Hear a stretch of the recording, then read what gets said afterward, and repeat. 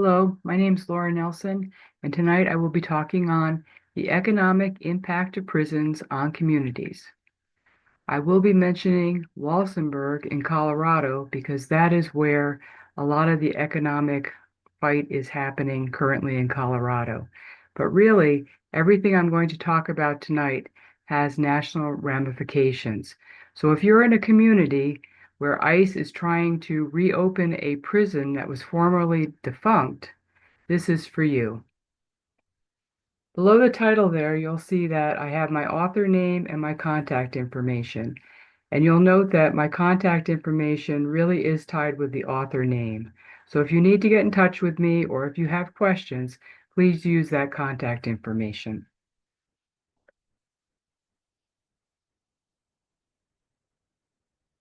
This is what I'll be covering tonight. I'll be covering the misconception that surrounds what happens economically to a town when a prison comes to town or when ICE reopens a prison. I'll be covering the reality of the economics, the reality of the employment situation, the effect on businesses in that community, and we'll also go over some of the costs that locals, taxpayers may have to bear when a private prison comes to town. All of this is done so that we can come together and use the information and fight on an economic platform to challenge the economics that these communities are being sold an idea that they are going to have this economic reinvigoration into communities. So while we have been fighting on the moral issues of opening ICE facilities, we haven't yet really begun to tackle the economic questions. We need to be able to push back on those issues. And so tonight we are going to look at a body of evidence that's going to allow us to do that. Let's first look at the misconception that surrounds a lot of this. The misconception is that if ICE reopens a former prison, automatically a rural community is going to reap the benefits economically of all sorts of jobs coming in, economic revitalization, money flowing into a rural hurting community. This is the misconception.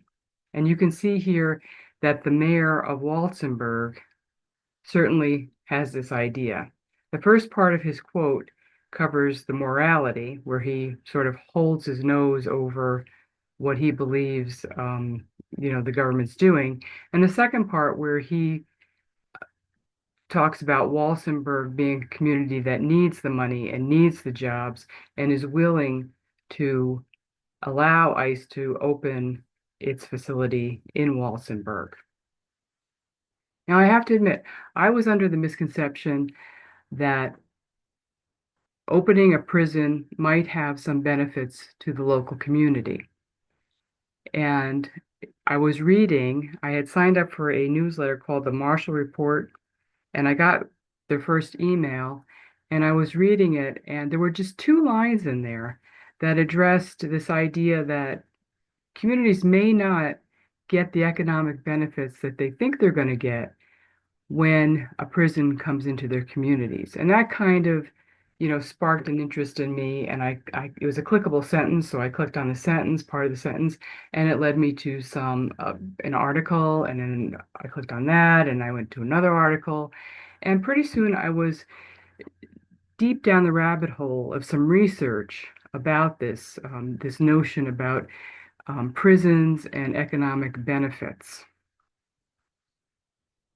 And this is a widely held misconception that's out there.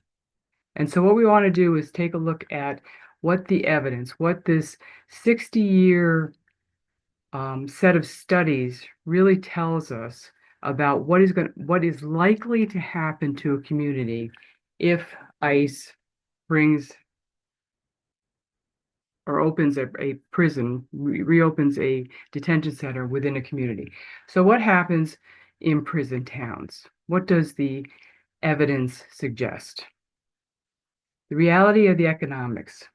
What does the research suggest for prison towns?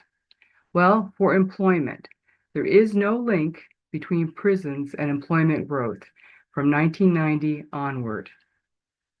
Unemployment rates for towns with prisons and without prisons were the same for prisons built in the 1990s and onward. Now, here it helps to know a little bit about the history of prisons in the United States. Prior to the 1980s, there were no private prisons. In the 90s and towards the end of the 90s, there was a pretty steep increase in private prisons. So I think that's why we see that break at the 1990 point. We see these private prisons come online. So we see that break. Prior to the 1990s, there was a slight bit of economic growth for communities that did have prisons, very slight. But after that, so we're talking, 35 years, right, of not having any correlation here. And for towns with prisons, there is lower employment growth in counties that have lower education levels. And I think we could correlate that with Walsenburg. In prison towns, there are lower retail sales than other communities. Wages in prison towns tend to be lower. There are also impacts on housing. The amount of growth in building new units of housing in a community with a prison is lower than for towns that do not have prisons. And the last two bullets here, I don't think would shock anybody. Home values and property values decline in neighborhoods near prisons. This is directly related to who wants to live near a prison. Neighborhoods that are nearby prisons experience demographic shifts to low-income households. I don't think that's anything unexpected here. We would expect that. The problem with the misconception really is that it's sort of a first gut approach to things. Once you drill down on specifics and you look at sort of specific factors, you start to see where the misconception starts to fall apart. Okay, the reality of employment. What does the research indicate? Jobs at new prisons generally go to people who are already in the system. Senior employees get first dibs on the jobs. And this just makes sense. If you're going to open a business or you're going to reopen a business, if you want that, regardless of what business we're talking about, if you want that business to be successful, you want to take your senior people and put them on the ground so that you have in place a system that is going to work, so that people know what they're doing. You don't want to start out any kind of enterprise with people who have no idea what they're doing, okay? So it just makes sense. So the companies like Core Civic and Geo will go out through their business and ask who wants to move to these places. If they're going to activate Hudson, if they're going to activate Walsenburg, they're going to go out through their companies and say, who wants to move to Walsenburg? Who wants to move to Hudson? Who wants to be, the first in here to start these places up? And some people are going to raise their hands. In addition, communities like Walsenburg or Hudson or any other place throughout the country that is facing ICE opening a formerly defunct prison, do these places have the skill sets that are required for the jobs that these companies want to hire for? Small rural communities don't necessarily have the education, have the skill sets to get the jobs that these companies want to hire for. So you have to ask that question. Just because the activation of the prison might bring in jobs does not necessarily mean that that local community can get those jobs.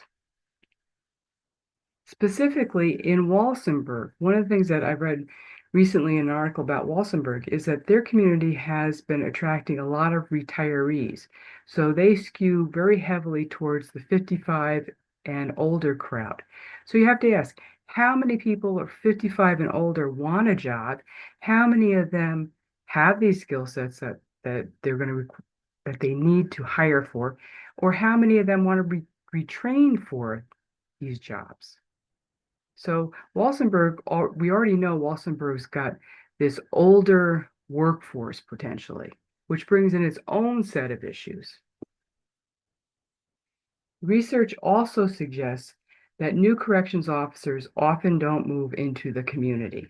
One study in California, and this was on the California State um, Corrections Department, noted that prison employees commuted twice as far as others. This shows us that people associated with prisons are willing to drive far distances to not live in the community, or they're already in these other communities and they don't want to relocate. So there's already this tendency that talent for these jobs is coming from outside communities. Hence, if Walsenburg, if Hudson, they don't hire within the local community, there's going to be no gains in home ownership, no gains in voter registration, no gains in the tax base, no gains in civic investments.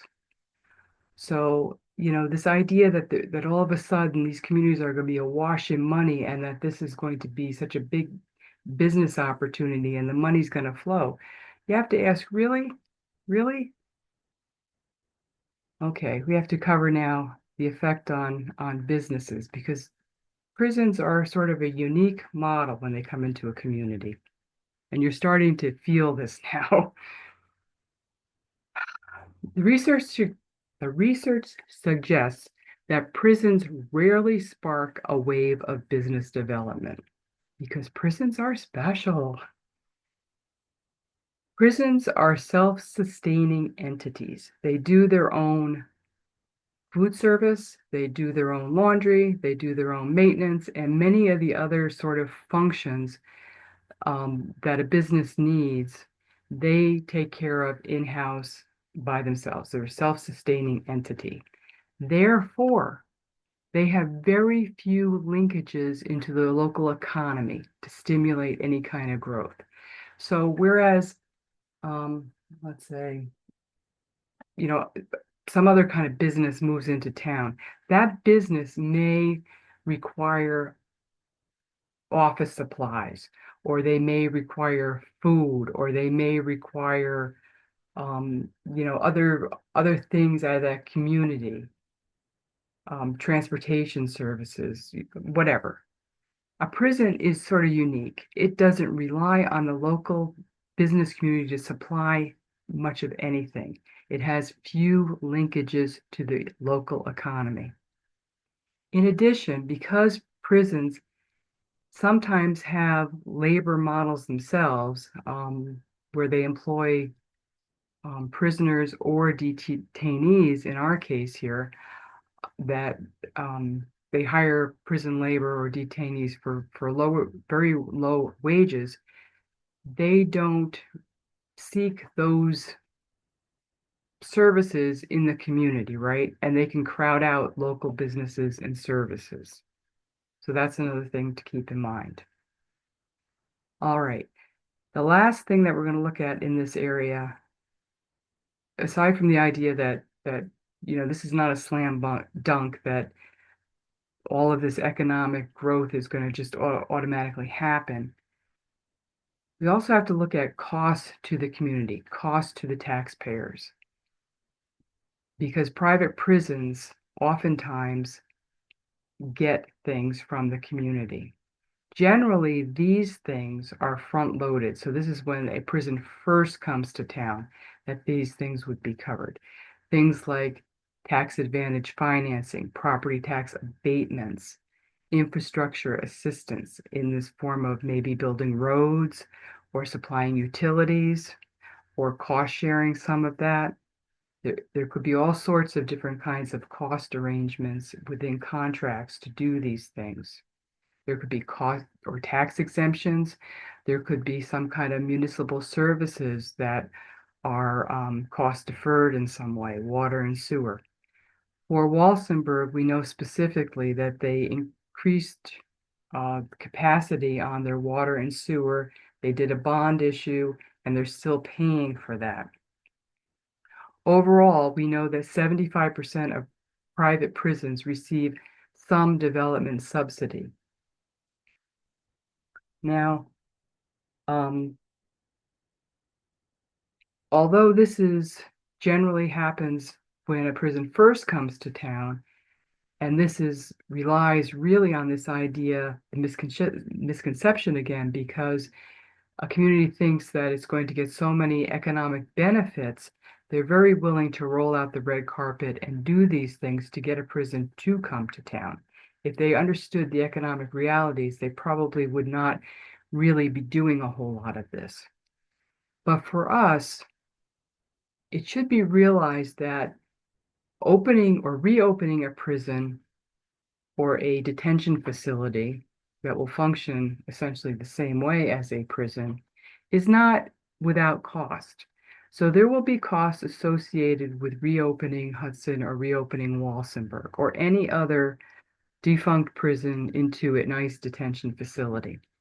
Things like turning on the water, turning on the sewer, getting the electrics up and running. That will have a cost that will have to be borne. There are also costs in terms of potentially costs in terms of a roads, county roads or municipal roads that access the prison, lighting, those kinds of things may come into play. So there are costs to the community, costs that may be borne by the taxpayer, and these should be looked at for any community that has the potential of having one of these facilities reopen.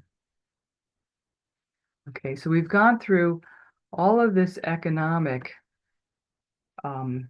situation and what the data suggests over 60 years so that we could arrive at this and talk a little bit about how do you turn and fight beyond the moral question? How do we challenge the economics? It isn't that we're not going to continue to fight the morality because that's always going to be an issue, but how do we now expand or broaden the fight so that we are also tackling the economic questions which are underlying the fight in every single community that is potentially getting ICE reopening a prison facility. Well, one of the first things we can do is start messaging on our signs, our flyers, and our banners the incorporation of these economic ideas. So we can change to incorporate small or short slogans on signage, right? Things like this. Camps don't equal economic prosperity. Prison employees won't live in the town. Who wants to live next to a prison? What business wants to build next to a prison? Towns with prisons have slower economic growth. Jobs go to senior contractor staff. Locals won't qualify for the jobs.